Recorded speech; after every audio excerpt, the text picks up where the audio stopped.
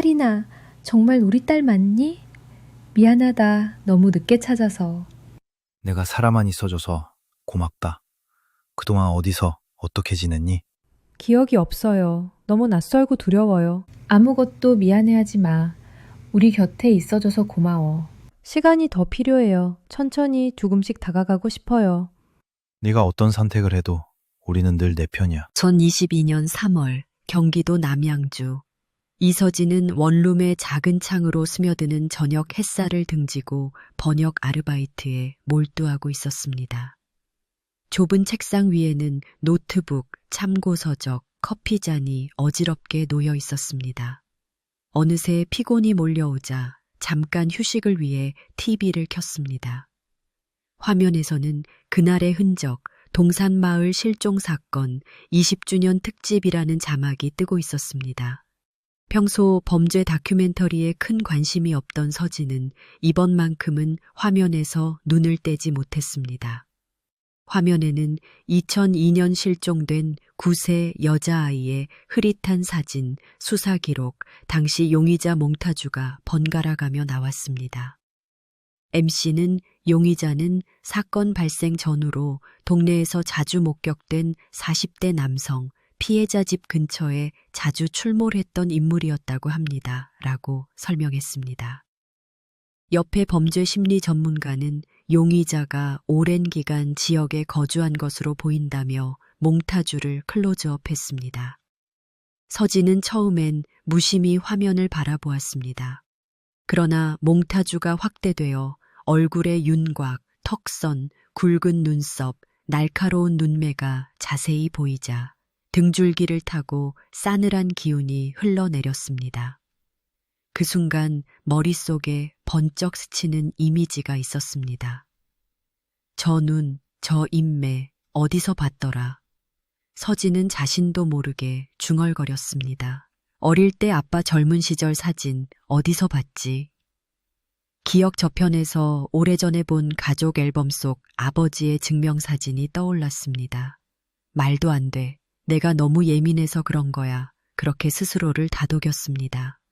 그러나 TV 화면은 다시 사건 현장 재현으로 바뀌었고 범죄 심리 전문가는 당시 수사에서는 용의자를 특정하지 못했습니다. 시민들의 제보가 절실합니다. 라고 덧붙였습니다.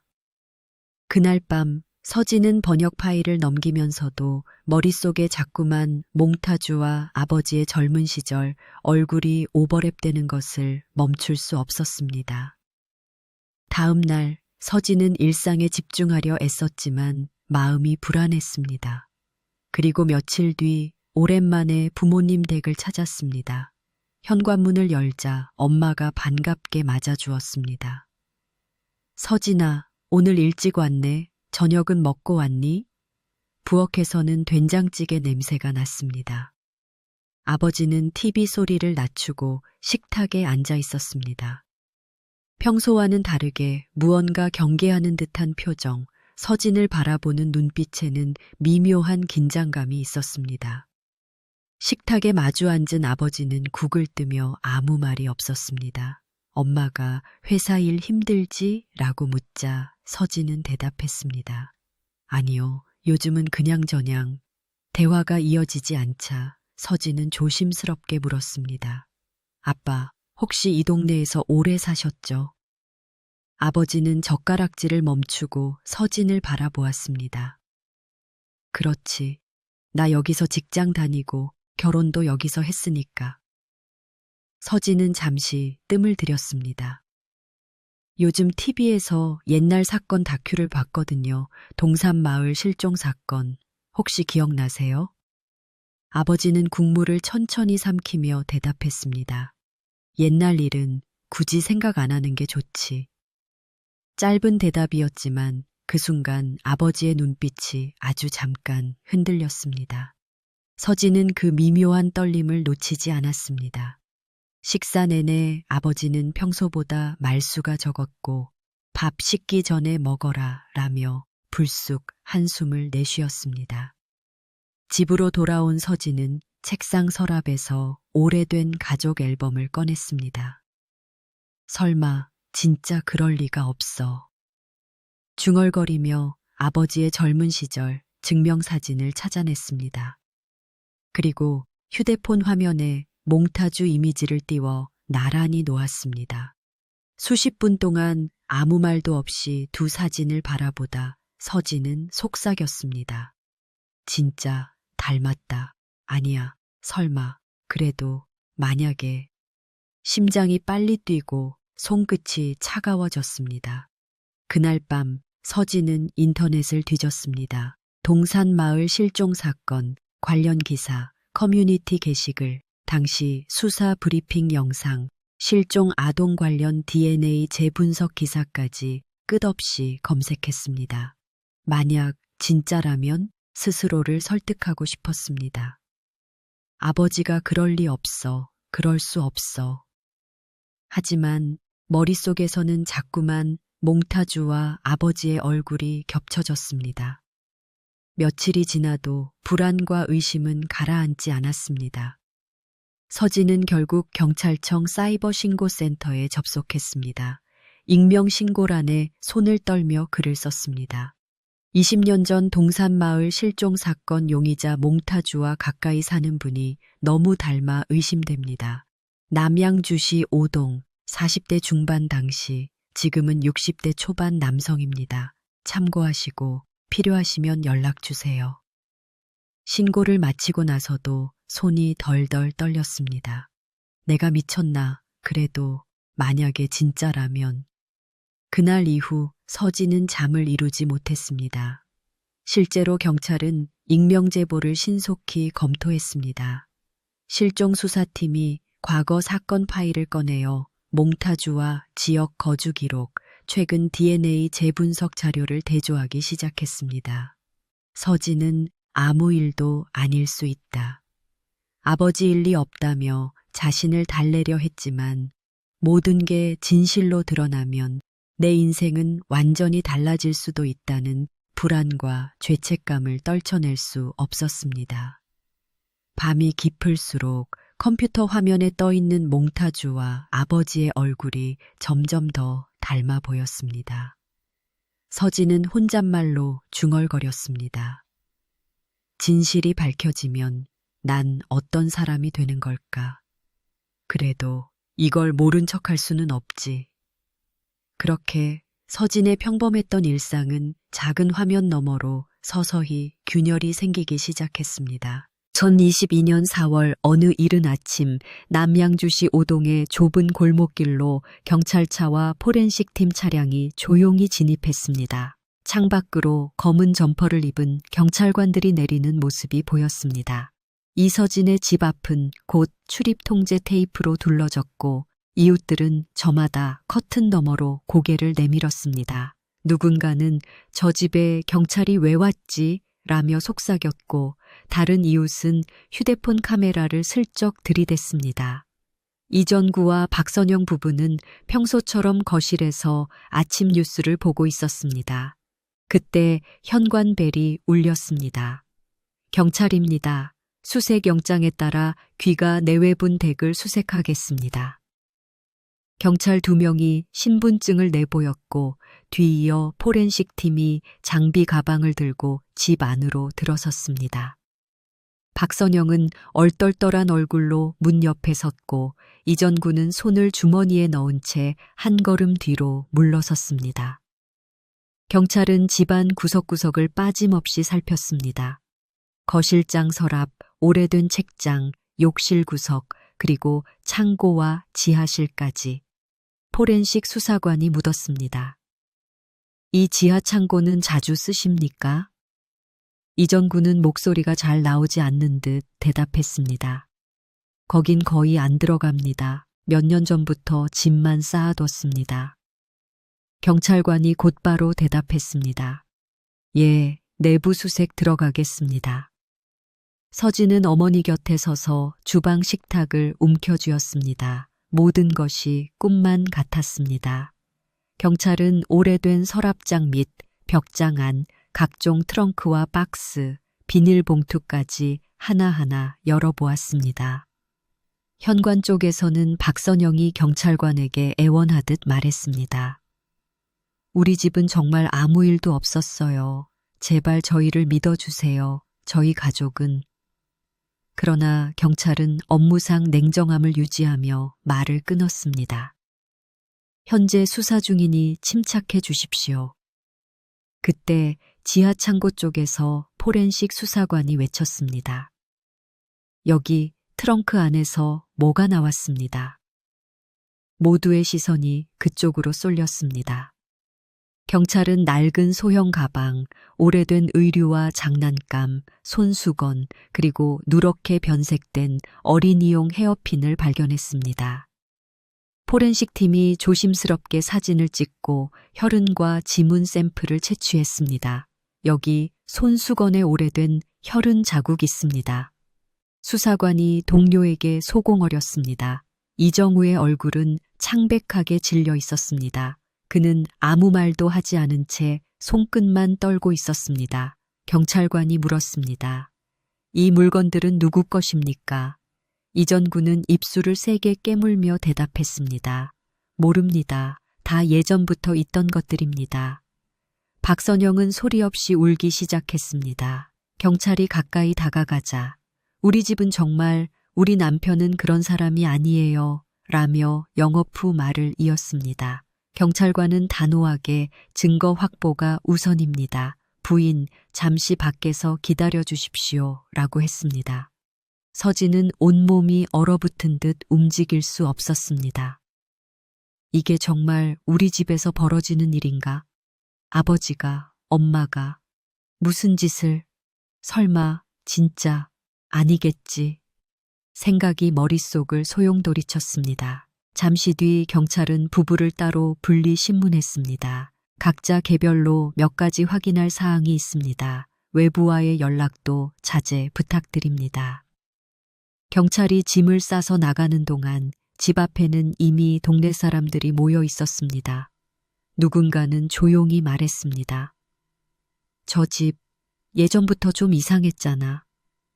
다른 이웃이 속삭였습니다. 우리 딸도 어릴 때 그 집 아저씨가 다가오는 걸 무서워했대. 그날 오후 동네 입구에는 언론사의 중계차가 섰고 리포터들이 마이크를 들고 카메라 앞에서 중계 준비를 했습니다. 20년 전 미제 실종 사건, 이웃의 익명 제보로 새로운 국면, 경찰, 증거 확보하며 용의자, 신원 조사, 착수. 경찰은 이전구 박선영 부부를 임의 동행해 초동신문에 들어갔습니다. 현관문이 닫힐 때까지 서진은 부모의 뒷모습을 멍하니 바라보았습니다. 경찰관이 곁을 지나가며 말했습니다. 필요한 사항 있으면 연락드리겠습니다. 서진은 경찰관에게 정말 저희 부모님이 그런 분들이 아니에요 라고 말하려 했지만 목소리가 나오지 않았습니다. 집안에는 경찰의 노란 테이프가 둘러지고 포렌식 팀이 늦은 밤까지 현장 체증을 이어갔습니다. 창밖에는 기자들이 삼삼오오 서서 각자 휴대폰으로 현장 사진을 찍거나 단톡방에 속보로 전송했습니다. 밤이 깊었습니다. 온 집안은 싸늘하고 모든 것이 정지된 듯 했습니다. 소파에 앉아 TV 뉴스를 켜니 동산마을 실종 사건, 20년 만에 용의자 검거 임박이라는 자막이 떠 있었습니다. 서진은 텅 빈 집에 홀로 앉아 깊은 한숨을 쉬었습니다. 모든 게 무너지는 것 같다. 진실이 밝혀지면 우리는 어떻게 되는 걸까? 이날 밤 서진의 마음에는 현실 같은 악몽과 공포, 그리고 무너져 내리는 가족의 그림자가 진하게 드리워졌습니다. 경찰은 DNA 감식 결과와 증거 분석을 근거로 남양주시 오동의 이전구 박선영 부부가 20년 전 김하린 실종 사건의 주요 용의자임을 공식 발표했습니다. 경찰서에서 열린 긴급 브리핑에서 수사과장은 단호한 목소리로 말했습니다. 지난 2002년 동산마을 실종 사건의 유력 용의자로 남양주시 오동의 부부가 검거됐습니다. 신고자와 DNA 대조 결과 실종 피해자는 29세 여성 이서진 씨임을 확인하였습니다. 이 장면은 전국 주요 언론의 단독 자막과 함께 실시간 생중계로 내보내졌습니다. TV 화면에는 수많은 기자와 경찰, 플래시가 번쩍이는 현장이 교차로 비쳤습니다. 그날 저녁 서진은 임시 숙소에 앉아 뉴스 화면을 멍하니 바라보고 있었습니다. 내가 바로 그 20년 전 실종 피해자였다. 경찰의 공식 발표, 기자들의 앵커 멘트, SNS 헤드라인에서 자신의 이름과 사진이 반복되어 나왔습니다. 서진은 자신의 손끝이 덜덜 떨리고 있음을 느꼈습니다. 내가 누구였지? 평생 가족이라고 믿었던 사람들이 왜 이런 선택을 했던 걸까? 화면 속에선 한 리포터가 말했습니다. 신고자가 바로 피해자 본인이었다는 사실이 드러나면서 전국적으로 큰 충격이 확산되고 있습니다. 조사실, 유리벽 너머로 경찰과 대면한 부모는 각기 다른 진술을 내놓았습니다. 이전구는 입술을 꾹 다문 채 우리는 아이를 버릴 수 없었습니다. 그 애가 죽었는지 살았는지 아무도 몰랐으니까 라고 말했습니다.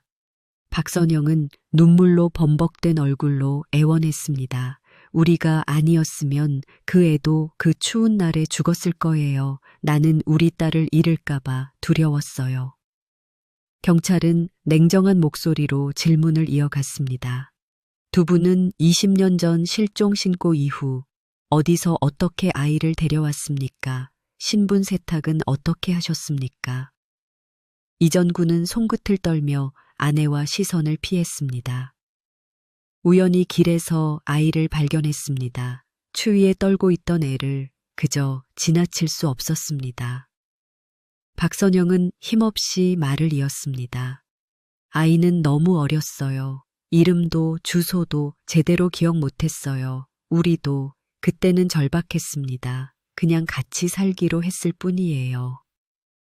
서진은 조사실 구석에 앉아 부모의 말을 듣고 있었습니다. 경찰은 계속 물었습니다. 그럼 왜 아이의 신분을 숨기고 거짓 서류까지 만든 겁니까? 이전구는 잠시 입을 다물었다가 답했습니다. 처음엔 보호할 생각뿐이었습니다. 그런데 시간이 지날수록 아이를 빼앗길까봐 두려웠습니다. 박선영은 울먹이며 덧붙였습니다. 저희가 나빴어요. 하지만 그 아이가 우리에겐 전부였습니다. 조사실 밖 복도에서는 기자들이 줄지어 앉아 있었습니다. 20년 미제 실종 사건, 피해자 직접 제보로 해결, 신분 세탁 입양의 민낯 드러나. 자극적인 헤드라인이 TV와 인터넷을 뒤덮었습니다. 이웃 주민들은 각기 다른 반응을 보였습니다. 그 집이 그럴 줄 몰랐다. 그래도 애를 잘 키운 건 사실 아니냐. 진짜 가족은 따로 있다. 복도에선 이웃들의 작은 속삭임이 이어졌습니다. SNS에는 진짜 영화 같다. 입양아 신분 세탁, 이게 우리 사회의 현실 등 수많은 댓글이 쏟아졌습니다.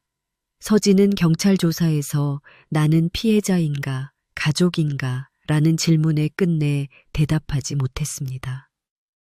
이분들이 정말 저의 가족이 맞나요? 저는 모르겠습니다.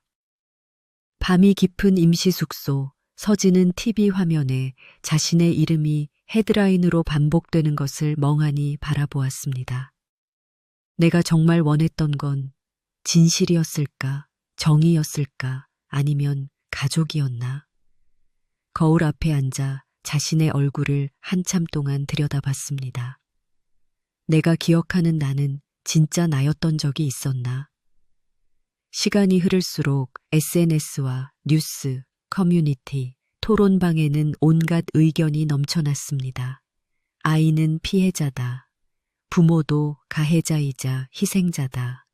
신분 세탁, 입양제도의 문제다.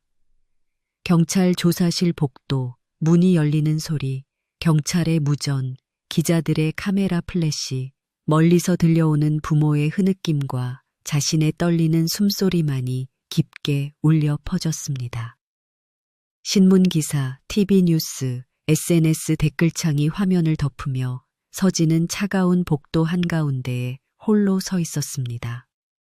무너진 삶, 상실, 그리고 진실 앞에 남겨진 고립감이 오래도록 그녀의 마음을 짓눌렀습니다. 임시 숙소의 창문을 통해 흐릿한 오후 햇살이 스며들었습니다.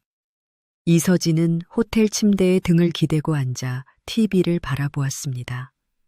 리모컨을 쥔 손이 미세하게 떨렸습니다. TV에서는 연일 실종 사건, 신분 세탁, 20년 만에 밝혀진 가족의 진실이 쏟아져 나왔습니다. 뉴스 자막에는 용기 있는 신고자, 20년 미제 사건 해결이라는 문구가 반복됐습니다. 한 앵커는 또박또박 말했습니다. 이번 사건을 통해 피해자가 스스로 진실을 찾아내는 용기를 보여줬습니다. 화면 아래에는 자신의 이름이 선명하게 뜨고 있었습니다. 스마트폰 화면 역시 잠잠할 틈이 없었습니다. 포털 메인에는 가족을 잃고 세상을 바꾼 딸이라는 자극적인 기사가 걸렸습니다. SNS 메시지에는 의인, 진짜 대단해요. 우리 방송에 나와서 이야기해 주세요. 이제 친부모님이랑 해피엔딩이죠. 같은 문장들이 끝도 없이 쏟아졌습니다. 밖에서는 기자들이 호텔 앞을 서성이며 카메라를 들고 있었습니다. 경찰은 신변 보호를 위해 순찰차를 세웠지만 기자들은 건물 입구까지 따라와 문 앞에서 웅성거렸습니다. 서진은 경찰관과 심리상담사에게 외부 노출은 최소화하셔야 합니다. 인터뷰 요청이나 사생활 침해 시엔 꼭 저희에게 알려주십시오 라는 말을 들었지만 이미 일상은 산산이 흩어져 있었습니다. 친구들에게서도 메시지가 왔습니다. 네가 옳은 일 한 거야. 아무리 힘들어도 잘 이겨낼 수 있을 거야. 그래도 괜찮니? 연락 자주 해. 그러나 직접 찾아와 주는 친구는 거의 없었습니다. 가족의 집 앞에는 지나가던 이웃들이 조용히 수군거렸습니다. 저 집 딸이 결국 기특하긴 한데 부모도 불쌍하지 않나. 어떤 이웃은 휴대폰으로 집 현관을 몰래 찍기도 했습니다. 서진의 스마트폰에는 생부모에게서 온 메시지가 남아 있었습니다. 우리 딸아, 너무 힘들지? 그래도 널 다시 찾게 되어 정말 다행이야. 언제든 얘기하고 싶으면 연락해. 그 문자는 오히려 더 큰 부담으로 다가왔습니다. 심리상담소에서도 서진은 말없이 앉아 있었습니다. 상담사는 차분히 말했습니다. 지금 느끼시는 혼란, 죄책감, 자책은 너무나 자연스러운 과정입니다. 신고자이자 피해자, 동시에 가족에게 칼을 든 존재라는 죄책감이 겹쳐져 있죠.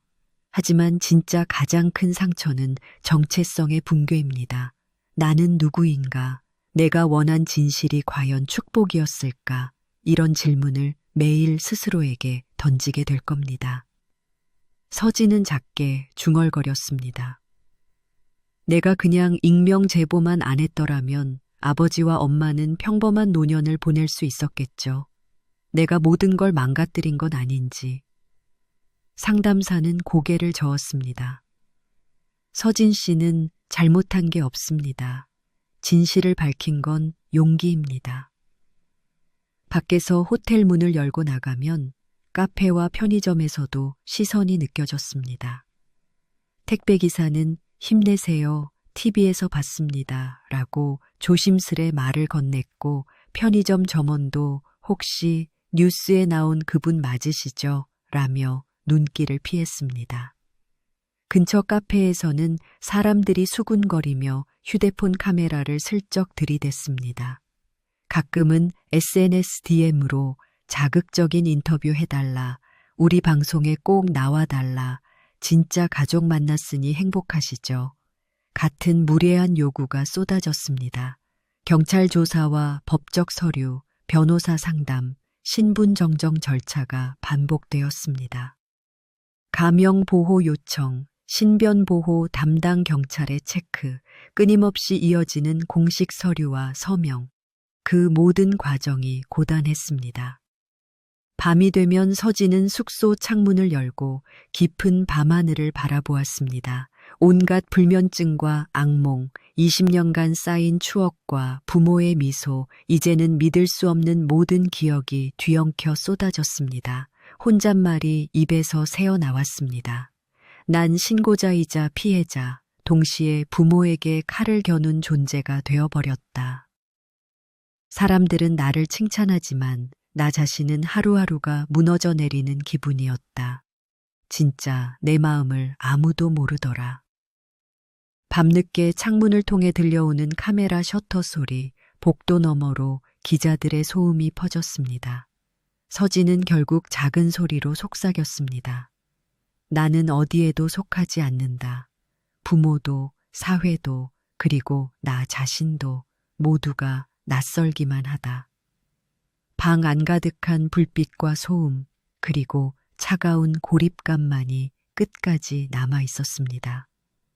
세상의 모든 시선이 자신을 감싸고 있었지만 정작 자신은 어느 곳에도 닿지 못한 채 혼자라는 사실만이 깊게 남았습니다. 그렇게 서진의 밤은 끝없이 이어지는 슬픔과 고립 속에서 서서히 저물고 있었습니다. 상담실 밖 복되는 경찰, 사회복지사, 그리고 담당 심리상담사들이 조용히 대기하고 있었습니다. 작은 창문 너머로 복되는 취재진과 기자들이 바삐 오가며 속삭였습니다. 드디어 오늘 친부모와 상봉한다더라. 실종 피해자가 살아 돌아와 가족을 만나는 순간이래. 복도는 묘한 긴장감으로 가득 차 있었습니다. 상담실 안 약속된 시간이 되자 노크 소리와 함께 문이 열렸습니다. 사회복지사가 지금부터 상봉을 시작하겠습니다. 어려우시면 언제든 말씀해 주세요. 라고 안내했습니다. 60대 초반의 부부 김호준과 김영희가 조심스럽게 문턱을 넘었습니다.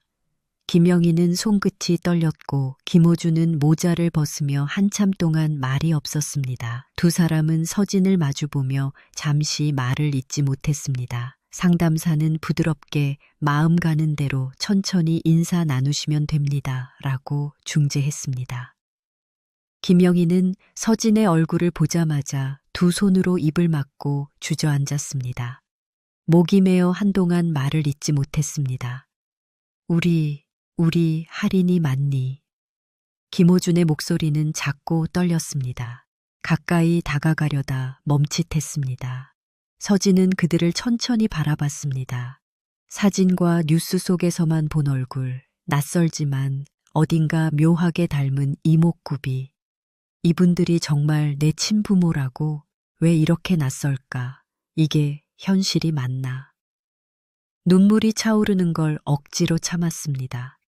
김영희는 갑자기 울음을 터뜨리며 미안하다, 우리 딸아, 정말 미안하다, 연신 사과를 반복했습니다.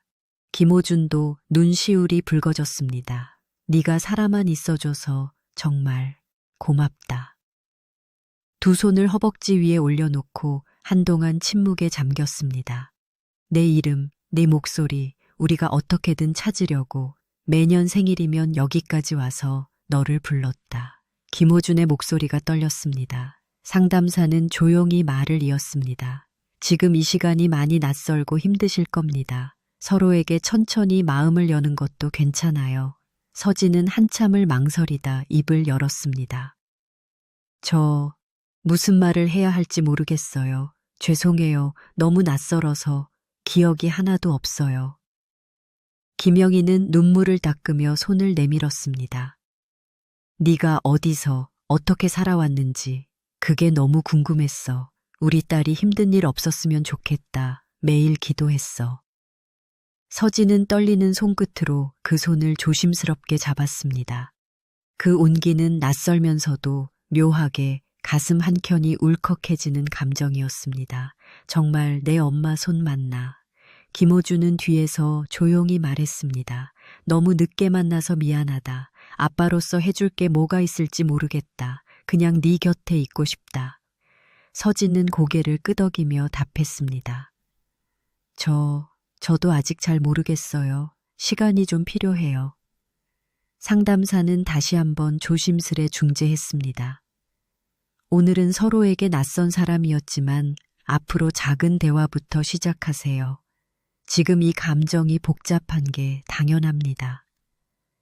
미팅룸 밖 복도에서는 사회복지사, 경찰, 기자들이 작은 창으로 슬쩍 안을 들여다보았습니다.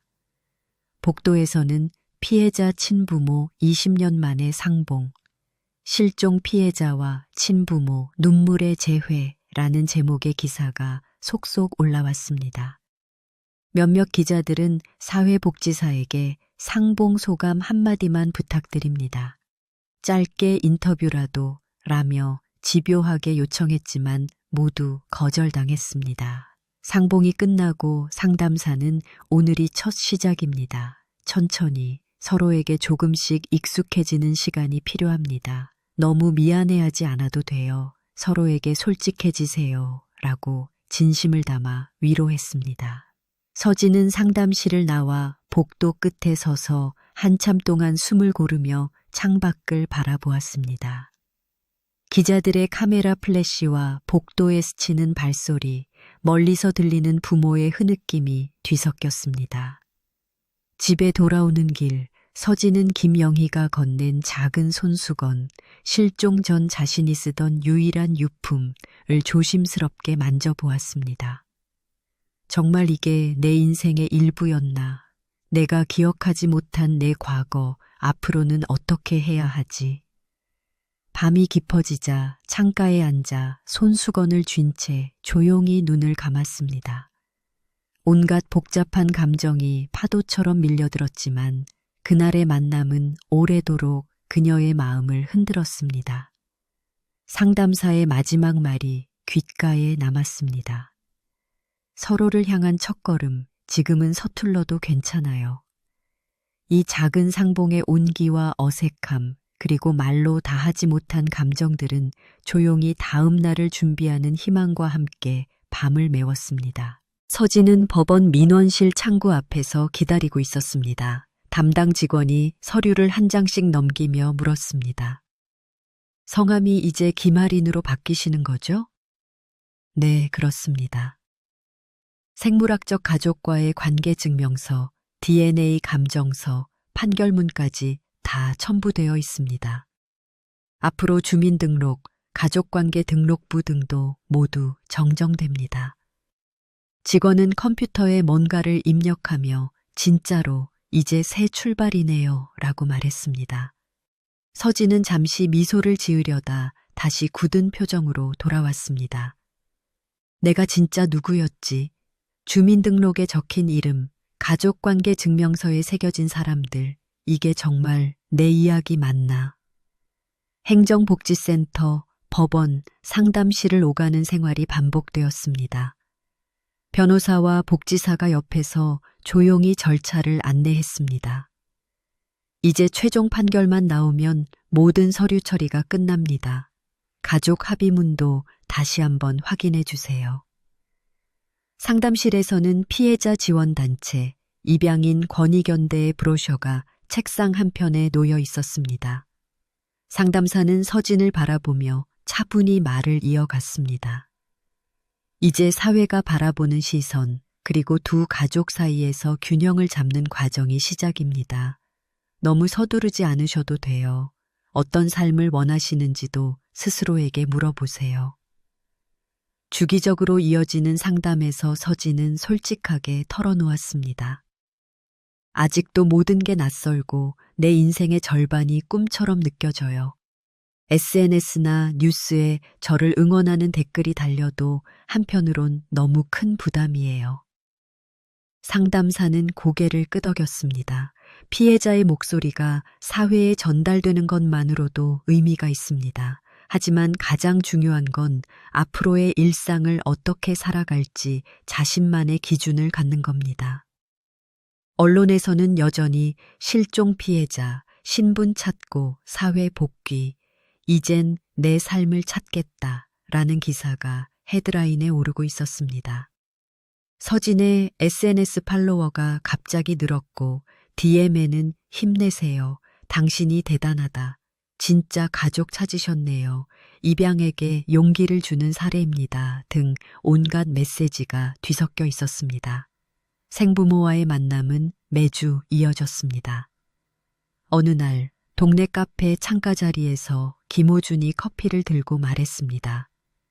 아빠는 네가 학교 끝나길 기다리면서 이 카페에 자주 앉아 있었단다. 혹시라도 네 소식을 듣게 될까 해서. 김영희는 주머니에서 편지를 한 장 꺼냈습니다.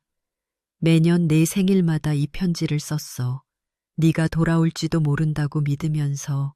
서진은 한참을 머뭇거리다 작은 웃음을 보였습니다. 아직은 모든 게 낯설고 솔직히 잘 모르겠어요. 가끔은 이게 내 삶이 맞는지도 헷갈려요. 김호준은 고개를 끄덕였습니다. 그것도 네 마음이야. 조급해하지 말고 네 속도로 우리와 인연을 이어가면 된다. 카페를 나와 공원을 함께 걷다가 김영희가 물었습니다. 요즘 뭐 하는 게 제일 즐거워? 서진은 잠시 생각하다가 책 읽고 음악 듣는 거요. 어릴 때부터 혼자 있으면 음악을 많이 들었거든요. 김영희는 환하게 웃었습니다. 이제야 우리 딸이 어떤 걸 좋아하는지 하나씩 알게 돼서 참 고마워. 그날 저녁 집으로 돌아온 서진은 변호인과 상담사의 연락을 받았습니다. 양부모님과의 접견이 결정됐어요. 직접 만날 수 없지만 서면으로 메시지를 주고받을 수 있습니다. 서진은 한참 망설이다 짧은 편지를 썼습니다. 모든 것을 용서하진 못해요. 하지만 저도 두 분이 저를 사랑했다는 건 알아요. 제 인생의 일부였던 걸 부정하지 못하겠어요. 이정구와 박선영, 양부모는 여전히 수감 상태였습니다. 그들도 자신의 죄를 온전히 받아들이지 못했고 서진에게 미안함과 그리움을 담은 짧은 답장을 보냈습니다. 미안하다 우리 아이, 네가 행복하길 바란다. 서진은 피해자 지원단체, 실종자 가족 모임, 입양인 권리 포럼 등 여러 곳에 초청되어 자신의 이야기를 나누기도 했습니다. 어떤 날은 기자와의 인터뷰에서 내가 누구인지 앞으로 어떻게 살아가야 할지 매일 고민하지만 이제 더 이상 숨지 않고 살겠다는 결심은 생겼어요. 라고 진솔하게 밝혔습니다. 집 근처 마트, 도서관에서도 서진을 알아보는 시민들이 늘었습니다. 뉴스에서 봤어요. 힘내세요. 딸 찾으셔서 정말 축하해요. 서진은 처음엔 어색했지만 차츰 그 인사와 미소를 받아들이며 마음 한편에 작은 온기를 느꼈습니다. 어느 저녁 가족 사진첩을 꺼내 한 장 한 장 넘겼습니다. 생부모와 함께 찍은 첫 가족 사진, 입양 부모와 함께한 소박한 추억의 사진, 그리고 자신이 좋아하는 책, 음악, 풍경 사진들을 한 장 한 장 모아 앨범을 채워나갔습니다. 창밖에는 봄바람이 부드럽게 불었습니다. 서진은 혼잣말로 속삭였습니다. 나는 피해자이자 가족이자 그리고 한 명의 평범한 사람이다. 진실을 알게 된 뒤 처음으로 내 삶을 내 힘으로 선택할 수 있다는 걸 깨달았다.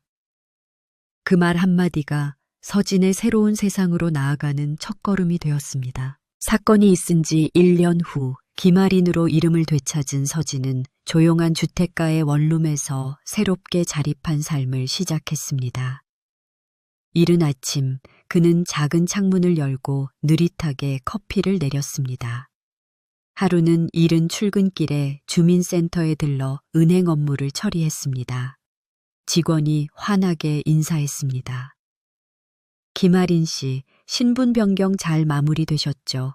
이전 주소지는 지워드릴게요. 하리는 네, 고맙습니다 라며 자연스럽게 대답했습니다. 생활의 곳곳에서 뉴스에 나왔던 그분 맞으시죠? 라는 조심스러운 시선이 있었지만 이제는 놀랍지 않았습니다.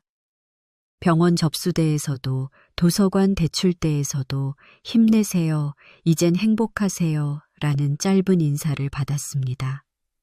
처음엔 그 관심이 불편했지만 어느새 익숙해진 미소로 답했습니다. 새 직장인 번역 에이전시에서는 처음 며칠간 동료들이 조심스럽게 대했습니다. 점심시간 과묵한 대리 한 명이 작은 목소리로 말을 걸었습니다.